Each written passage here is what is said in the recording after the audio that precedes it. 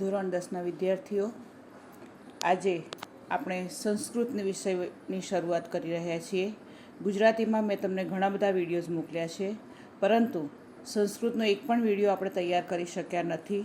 તેથી સંસ્કૃતમાં પાછળ ન પડી જવાય તે હેતુથી આજે હું તમને સંસ્કૃતનો વિડીયો મોકલી રહી છું. તેમાં પહેલું વદધ્વમ. વદ એટલે બોલવું.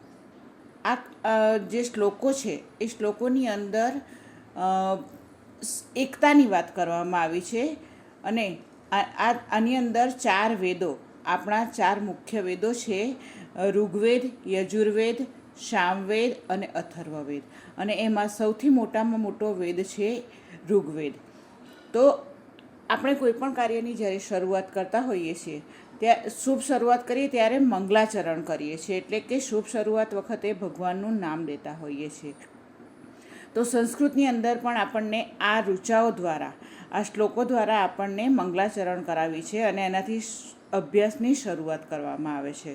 તો આ શ્લોકોની અંદર સ્તુતિ એટલે કે પ્રાર્થના કરવામાં આવી છે કે અમે સાથે રહીએ, સાથે બોલીએ, સાથે ચાલીએ, કોઈની ઉપર દ્વેષ ન કરીએ. આ રીતે આપણને એકતાનું મહત્ત્વ બતાવવામાં આવ્યું છે અને સંગઠિત રહીને કાર્ય કરવાનું સમજાવવામાં આવ્યું છે. તો આની અંદર તમને 5 શ્લોક આપવામાં આવ્યા છે અને એ 5 શ્લોકમાંથી પ્રથમ શ્લોક સમગચ્છધ્વમવાળો જે શ્લોક છે તે, અને ચોથો શ્લોક એટલે કે સર્વે ભવંતુ સુખીનઃ, એ તમને શાળામાં પણ હું ઘણીવાર ગવડાવતી હતી. તો આ બંને શ્લોક તમારે કંઠસ્થ કરવાના છે. એ બંને શ્લોક તમને પૂર્ણ કરવાના પૂછાય છે, તો એ ખાસ તમારે કરવાના છે. આની અંદરના જે 5 શ્લોક છે એ 5 શ્લોકમાં પ્રથમ શ્લોકમાં મેં તમને કહ્યું એમ એકતાની વાત કરવામાં આવી છે. બીજા શ્લોકમાં સૂર્ય ભગવાનની સ્તુતિ કરવામાં આવી છે. સવિતા નારાયણ સૂર્ય ભગવાનની વાત કરવામાં આવી છે. ત્રીજા શ્લોકની અંદર પિતા અને પુત્રની વાત કરવામાં આવી છે કે પુત્ર કેવો હોવો જોઈએ, તો પિતાના પગલે ચાલનારો, અને પિતા પણ કેવો હોવો જોઈએ, સારા રસ્તે ચાલનારો, એના વિશેની વાત કરવામાં આવી છે. અને ચોથા શ્લોકની અંદર સર્વે ભવંતુ સુખીનઃ. સર્વે એટલે બધા સુખી થાવ, કોઈને કોઈ રોગ ન થાય, બધાનું કલ્યાણ થાય, તેની વાત કરવામાં આવી છે.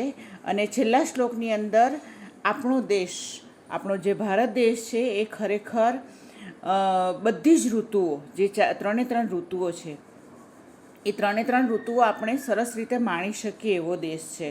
આપણા દેશમાં દર ઋતુ પ્રમાણે વરસાદ થાય છે, ગરમી પડે છે અને ઠંડી પડે છે.